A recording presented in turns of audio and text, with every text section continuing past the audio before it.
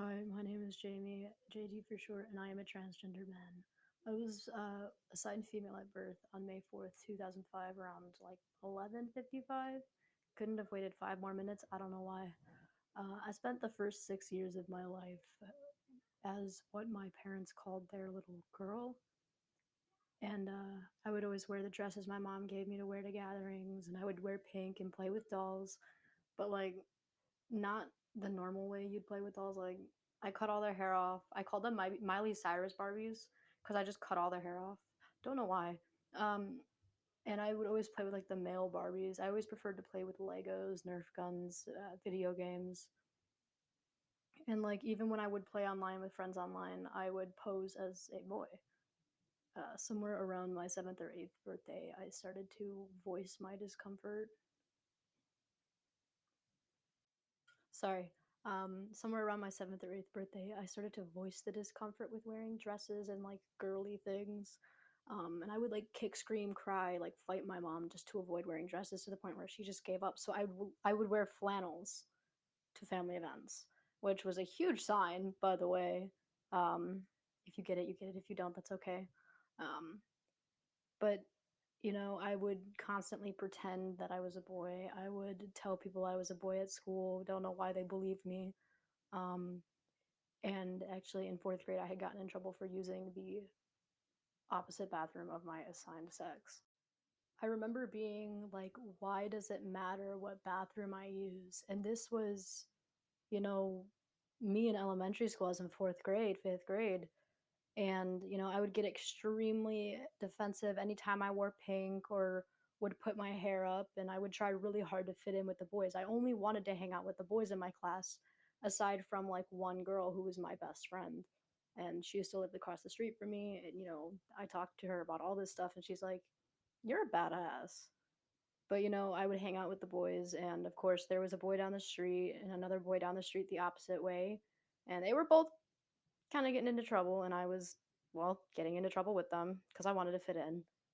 I was just so confused. I remember not understanding why I was so uncomfortable being seen as a girl. And I knew it didn't feel right, but I didn't know that until much later that was me experiencing gender dysphoria. So, gender dysphoria is the distress a person feels due to a mismatch between their gender identity and their personal sense of their own gender and sex assigned at birth. It had really started to increase when I started sixth grade because my body had started to develop more. And my mind was, well, if I don't want it, then it just won't happen. Don't know why I thought that because literally female anatomy is you grow up, you grow boobs. That's just development. That's how it is. And I remember it made me sad and uncomfortable and I hated it, which that's also another thing that I am still struggling with is taking showers are really dysphoric because I just look down and I'm like, oh yeah, that sucks. But I would try to hide my chest. And I remember getting my period, which was the most disgusting experience ever because I just remember the amount of anger and discomfort and sadness. Like, I remember screaming because I was so angry and uncomfortable with what was going on. Um, I had also started to discover my sexual orientation. I thought that was something, you experience like in high school or like in college. And then I made a friend who had moved to Plainfield from California, which is a huge jump. But she's like, yeah, I don't really have many friends who are girls because I'm bi and they get uncomfortable. And I was like, what's that? And she's like, I like boys and girls. And I'm like, I don't see anything wrong with that. Maybe that's why I'm so upset. That's probably why I'm so upset and uncomfortable is because I didn't understand. So what did I do? I came out to my friends. I didn't come out to my parents until I didn't even get to come out to my parents. That's a whole story. But my friends were all super accepting of it. Towards the end of sixth grade, I had definitely noticed things taking a turn for the worse. I was really sad and uncomfortable, and I started to think about really bad things. And I would create these scenarios in my head about hurting myself or even hurting other people. but I kept pushing. I kept going. And in 7th grade, I started drinking. I would use vape pens I found on the ground. I would smoke cigarettes I found on the ground because I was down bad.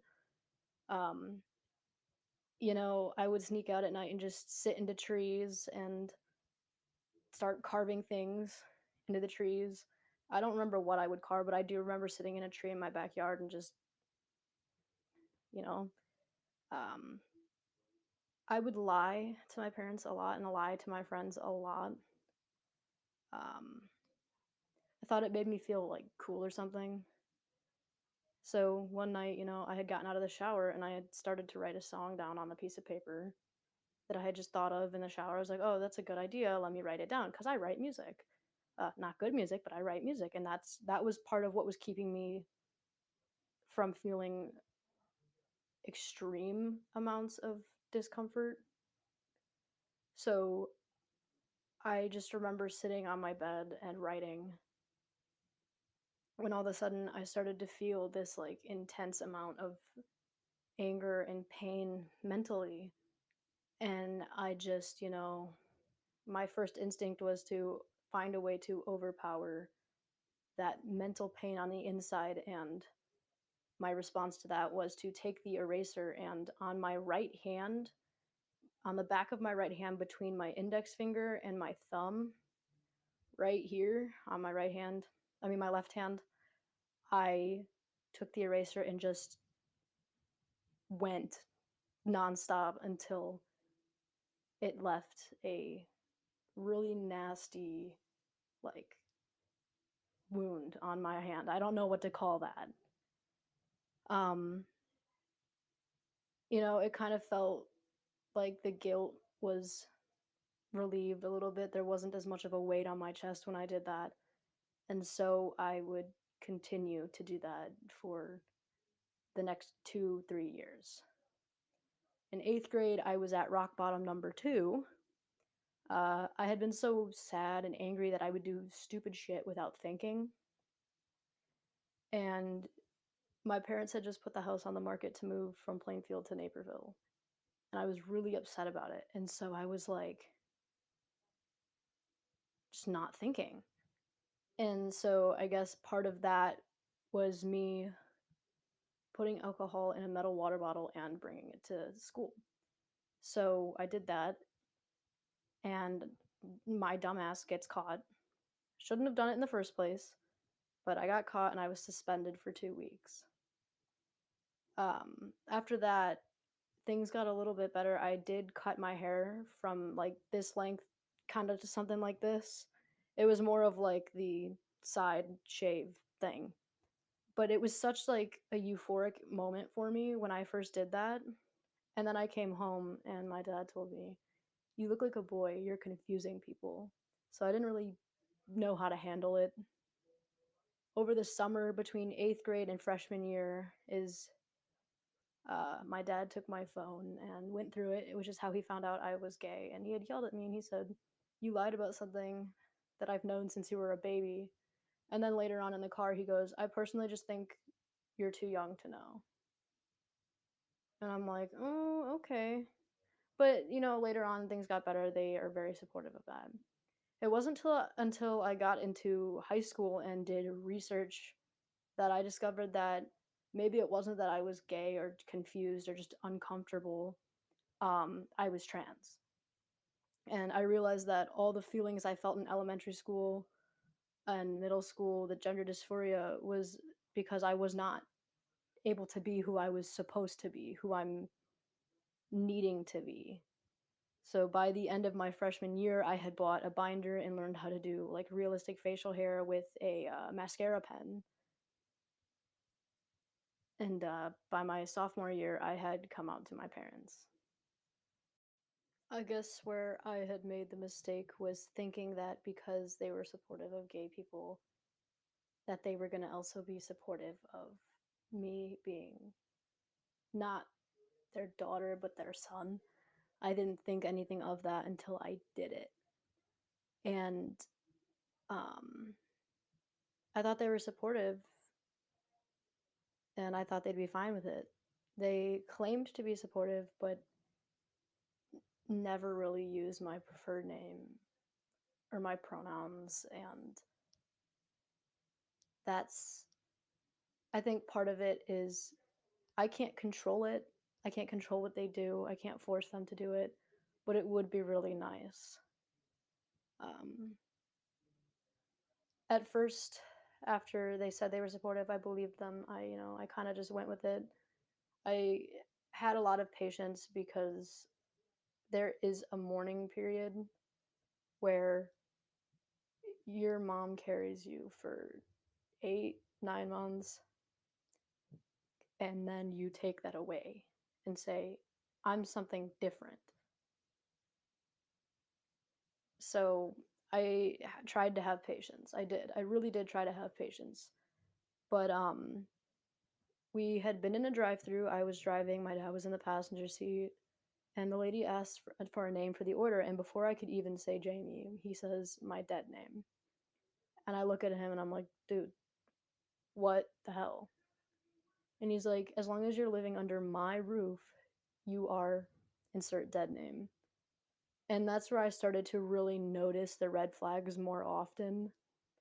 And he would get upset when I would correct him, and then my mom, she would use her age as an excuse to not have to try. I had expressed that I wanted to get top surgery and go on testosterone, which is something that I've wanted to do for a few years. And I was told that I was too young to know that that's what I really want. Um, I think the hard part is that me and my dad used to connect over a lot. We would spend the day playing video games, making jokes, making food, listening to music. And now it feels like the one supporter I want is not my supporter, but against me.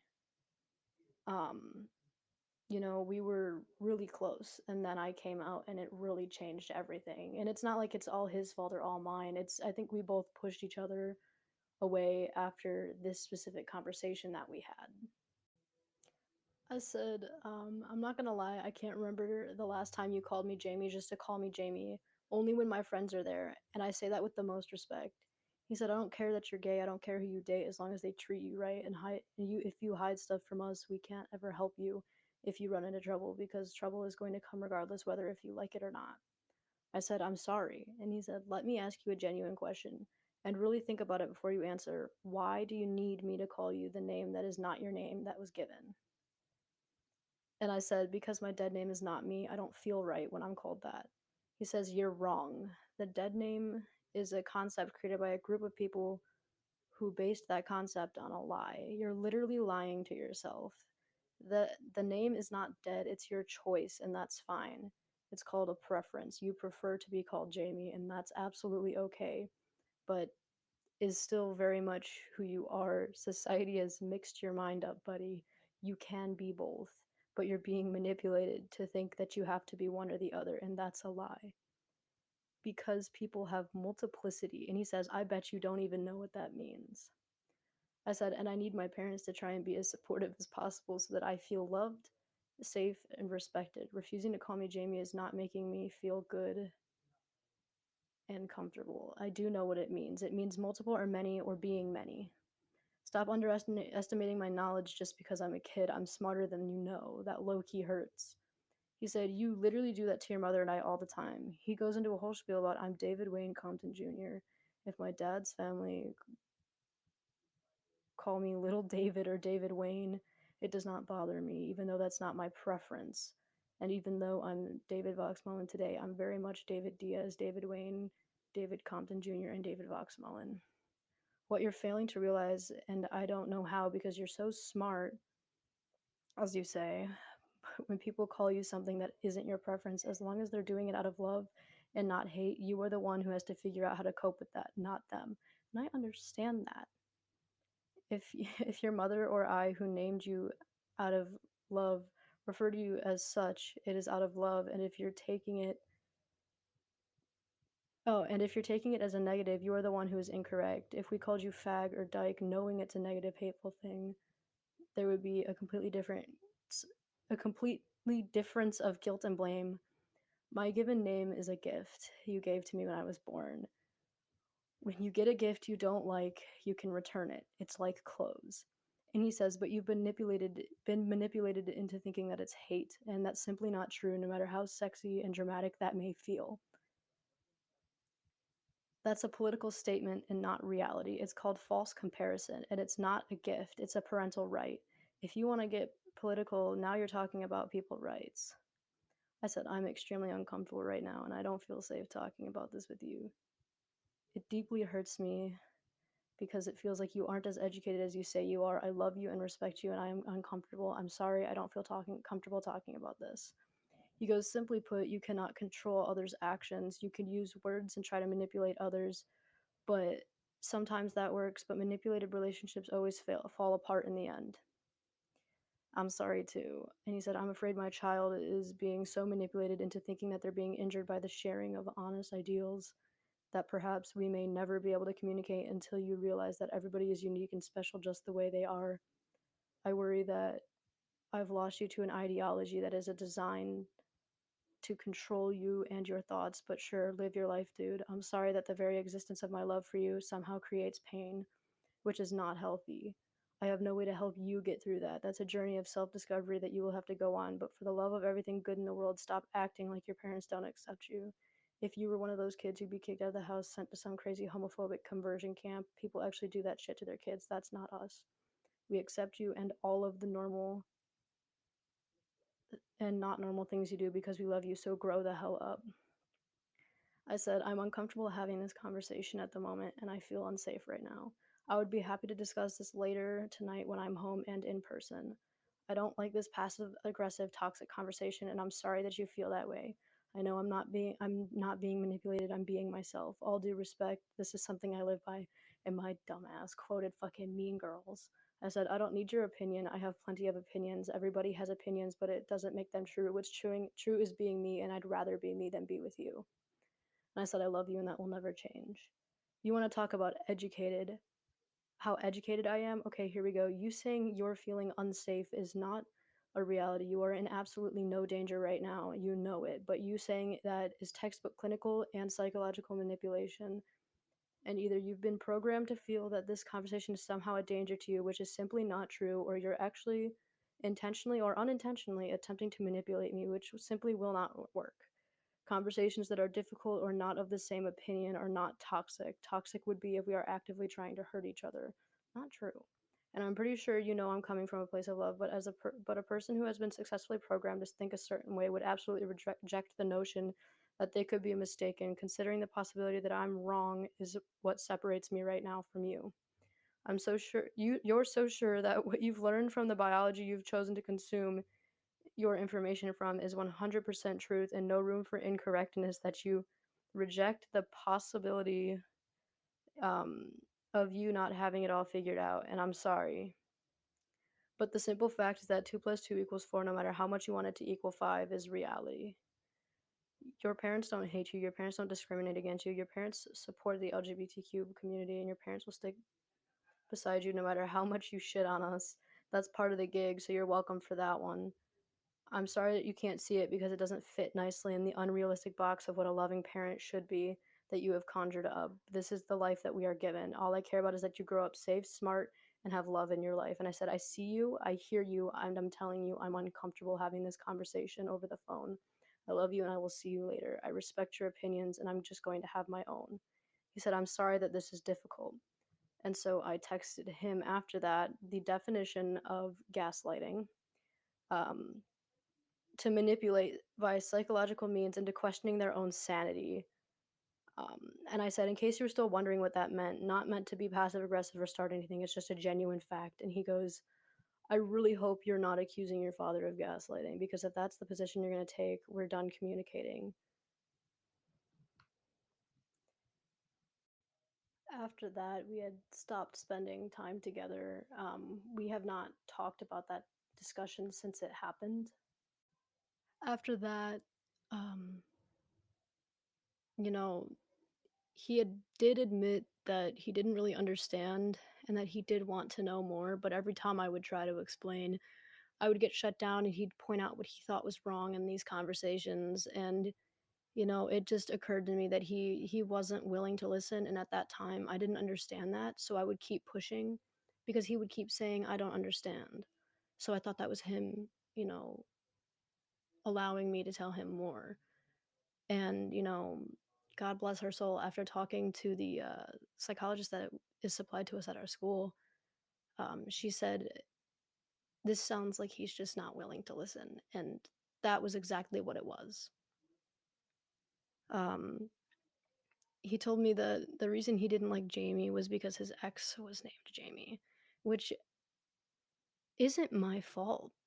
Like, I'm sorry that you had a messed up past, but that's not my fault. And it would really upset me. And it started to getting to the point where I would get these intense feelings of guilt because I felt like I was taking their little girl away from them. And that really upset me. And I'm sure it felt bad for them too. The bond I had with my dad was probably one of the hardest parts of this transition, and it still is. Sometimes I really just want a hug from my dad, and it feels like he's not there to be my dad. It's really upsetting. I get really sad sometimes because I can't really talk to my parents or express the way I'm feeling with my dysphoria. And it's simply because the bonds broke, because we let one thing get in the way of it, and that one thing was me coming out. And for a long time, I felt like that was my fault. But then I realized it's not entirely my fault that that bond broke. It's because we kept allowing ourselves to push further and further away from each other. Um, yeah, I do miss my dad. Sometimes you have all the supporters you need, except for the ones that you want. And in my case, it's my dad. I actually had somebody ask me, do you ever regret coming out to your parents? And I always say, to my mom, not so much, but to my dad, yes. I really do because, I learned quick, and that's the unfortunate part. I learned quick that, they may say they're gonna love you no matter what, but you may not feel like that. And I know he's gonna be mad at me when he sees me call him out like this, and it's not at all to just call him out. It's to, you know, show other people that, like, hey, you're not the only one whose parents are really bogus about it.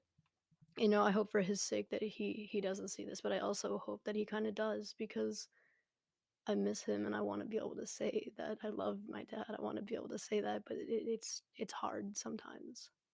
I think that my dad's not a bad dad at all. He's not a bad person. He's really amazing. He works really hard for his family. But it's really hard because it feels like he doesn't support me simply because I'm no longer his daughter. I learned quick that the people you want to support you aren't going to support you as much as the people who do support you.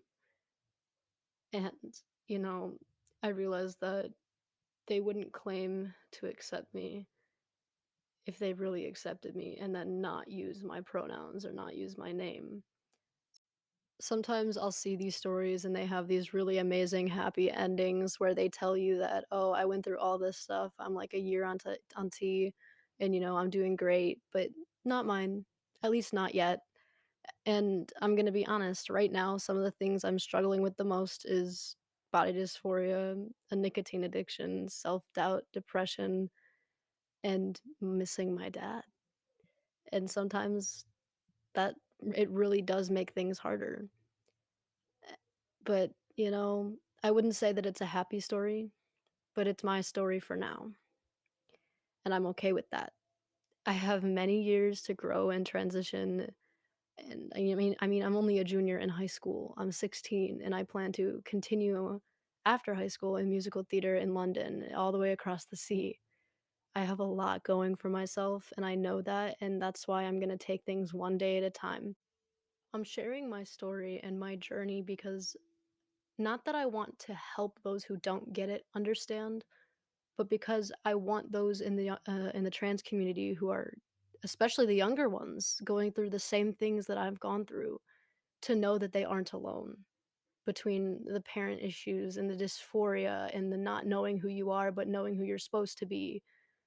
But ultimately, for anyone who would open up and listen to somebody vent, and in this case, that person is me, it hasn't been easy, and that's okay. Nothing is supposed to be easy. So, we're taking it as it comes, and I'm really happy to be sharing my story. Thank you for listening to my story up until now. My name is Jamie. I go by JD. I use he, him pronouns, and thank you for listening.